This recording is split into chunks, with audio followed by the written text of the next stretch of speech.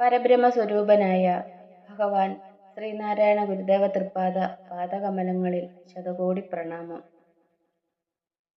സജ്ജനങ്ങളായ പ്രിയ ആത്മസഹോദരരെ, ഇന്ന് നമ്മൾ ആത്മോപദേശ ശതകം 29 മന്ത്രമാണ് മനനത്തിനായി എടുത്തിട്ടുള്ളത്.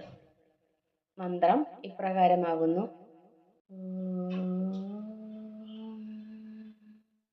മനമലർ കൊയ്ത് മഹേശ പൂജ ചെയ്യും മനുജനു മറ്റൊരു വേല ചെയ്തിടേണ്ട.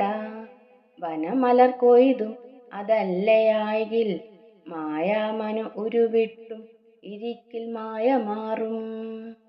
മനമലർ കൊയ്തു മഹേശ പൂജ ചെയ്യും മനുജനു മറ്റൊരു വേല ചെയ്തിടേണ്ട. വനമലർ കൊയ്തും അതല്ലയായിൽ മായാമനു ഉരുവിട്ടും ഇരിക്കിൽ മായ മാറും. നമുക്ക് പദങ്ങളുടെ അർത്ഥം നോക്കാം. മനമലർ കൊയ്ത്, മനസ്സിലെ സങ്കല്പ വികല്പങ്ങളാകുന്ന പൂക്കൾ നുള്ളിയെടുത്ത് മഹേശ പൂജ ചെയ്യും, മഹേശന് അർച്ചിക്കുന്ന മനുഷ്യന് മറ്റൊരു വേല, വേറൊരു സാധന ചെയ്യേണ്ട ആവശ്യമില്ല. വനമലർ കൊയ്തും, അല്ലെങ്കിൽ പൂച്ചെടികളിൽ നിന്നും പൂക്കൾ പൊട്ടിച്ച് അർച്ചിച്ചും, അല്ലയായിൽ ഇനി അതുമല്ലെങ്കിൽ മായാമനു ഉരുവിട്ടും, മായാമന്ത്രം ഉരുവിട്ട് ഇരിക്കിൽ സാധന ചെയ്യുകയാണെങ്കിൽ മായ മാറും. തുര്യബോധത്തെ മറച്ചു പിടിക്കുന്ന മായ മാറിപ്പോകും. ഒരിക്കൽ കൂടി പറയാം. മനസ്സിലെ സങ്കല്പ വികല്പങ്ങളാകുന്ന പൂക്കൾ നുള്ളിയെടുത്ത് മഹേശന് അർച്ചിക്കുന്ന മനുഷ്യന് വേറൊരു സാധന ചെയ്യേണ്ട ആവശ്യമില്ല.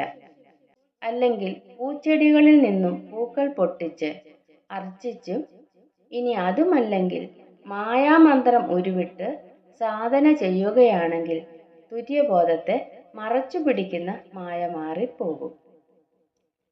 നമുക്ക് ഇതിൻ്റെ ആന്തരികമായ അർത്ഥതലങ്ങളിലേക്കൊന്ന് പോകാം. മനുഷ്യനെല്ലാവരും ബോധവികാസത്തിൻ്റെ കാര്യത്തിൽ ഒരേ തരത്തിൽ ഉള്ളവരല്ല, അല്ലേ?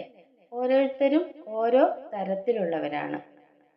ചിലർ ആത്മതത്വത്തെ പെട്ടെന്ന് ഗ്രഹിക്കുന്നു, ചിലരാകട്ടെ ഗ്രഹിക്കാൻ കഴിയാതെ കുഴഞ്ഞു പോകുന്നു.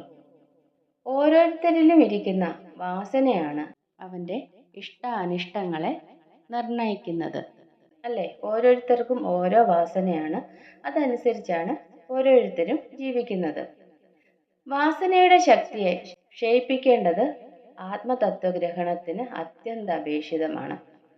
ആത്മതത്വഗ്രഹണത്തിന് ഓരോരുത്തരുടെ ഉള്ളിലെ വാസനകളെ ക്ഷയിപ്പിക്കേണ്ടതുണ്ട്. അതിനായി 3 ഉപായങ്ങളാണ് സ്വാമി തൃപ്പാദങ്ങൾ ഇവിടെ നമുക്ക് പറഞ്ഞു തരുന്നത്.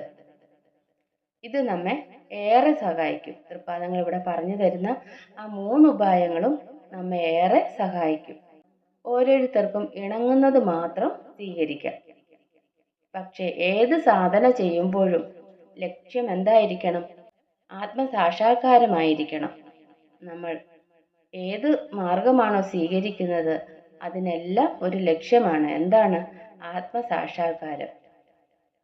ഒന്നാമതായി തൃപ്പാദങ്ങൾ പറയുന്നത്, പൂക്കൾ വിരിയുന്നത് പോലെയാണ് മനസ്സിൽ സങ്കല്പങ്ങളും വികല്പങ്ങളും അങ്കുരിക്കുന്നത്, അല്ലേ?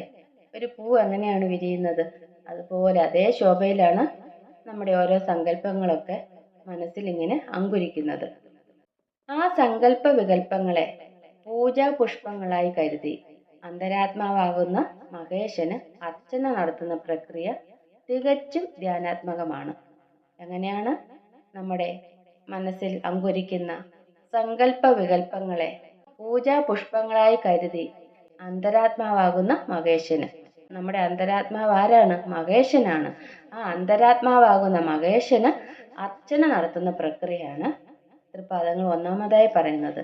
അത് വളരെ ധ്യാനാത്മകമാണ്. വളരെ ഏകാഗ്രത കൈവരിച്ച ഒരാൾക്ക് മാത്രമേ പക്ഷേ ഇങ്ങനെയൊരു സാധന ചെയ്യാൻ സാധിക്കുകയുള്ളൂ. അങ്ങനെയുള്ള ഒരാൾക്ക് വേറൊരു സാധനയുടെയും ആവശ്യവും ഇല്ല. അയാൾ ക്ഷേത്രത്തിലോ പള്ളിയിലോ പോകേണ്ടതില്ല. അത്രയും ആധ്യാത്മികമായ ഔന്നത്യം ആർജിക്കാൻ കഴിഞ്ഞിട്ടില്ലെങ്കിൽ കുറച്ച് കാട്ടുപൂക്കൾ ഇറുത്ത് മഹേശന് അർച്ചനയായി നൽകാവുന്നതാണ്. ഇപ്പോൾ ആദ്യം പറഞ്ഞ രീതിക്ക് നമുക്ക് ചെയ്യാൻ സാധിച്ചില്ലെങ്കിൽ തൃപ്പാദങ്ങൾ രണ്ടാമത് പറയുന്നത് എന്താണ്? കുറച്ച് കാട്ടുപൂക്കൾ ഇറുത്ത് മഹേശന് അർച്ചനയായി നൽകാം. എന്ത് നൽകിയാലും നമ്മൾ മനസ്സ് ഏകാഗ്രതയോടെ വേണം കൊണ്ടുവരാൻ. ഇനി അതുമല്ലെങ്കിൽ മനസ്സിലെ മാലിന്യങ്ങൾ നീങ്ങുവാനായി മന്ത്രങ്ങൾ ഉരുവിടാം. വിശുദ്ധമായ എല്ലാ ഗ്രന്ഥങ്ങളും ഗുരു ഉപദേശങ്ങളും മന്ത്രങ്ങളാണ്. അവ നിരന്തരം ഉരുവിട്ടുകൊണ്ടേയിരിക്കണം. നിരന്തരമായ സ്വാധ്യായം ചെയ്യണം. നിരന്തരമായിട്ടത് ഉരുവിട്ടുകൊണ്ടിരിക്കണം. അതിന് യാതൊരു സംശയം വേണ്ട. നമ്മൾ മായാമോഹത്തിൻ്റെ പിടിയിൽ നിന്നും പുറത്തു കടക്കുക തന്നെ ചെയ്യും. ഇങ്ങനെ തൃപ്പാദങ്ങൾ 3 മാർഗങ്ങളാണ് നമുക്ക് ഭഗവാനിലേക്ക് അടുക്കാനായി മാർഗം തെളിയിച്ചു തരുന്നത്. അത് വളരെ വിശ്വാസത്തോടു കൂടി തന്നെ അനുഷ്ഠിക്കുക. നമുക്ക് ഫലം തീർച്ചയായും ലഭിക്കും. സജ്ജനങ്ങളായ പ്രിയാത്മ സഹോദരരെ, 29 മന്ത്രത്തിൻ്റെ ലഘു വ്യാഖ്യാനമാണ് നമ്മളിവിടെ നടത്തിയത്. ഇന്നത്തെ അവതരണം ഇവിടെ പൂർണ്ണമാകുകയാണ്. അടുത്ത ദിവസം നമുക്ക് അടുത്ത മന്ത്രവുമായി കണ്ടുമുട്ടാം. ഗുരു ഓം ശ്രീനാരായണ ധർമ്മം വിജയിക്കട്ടെ.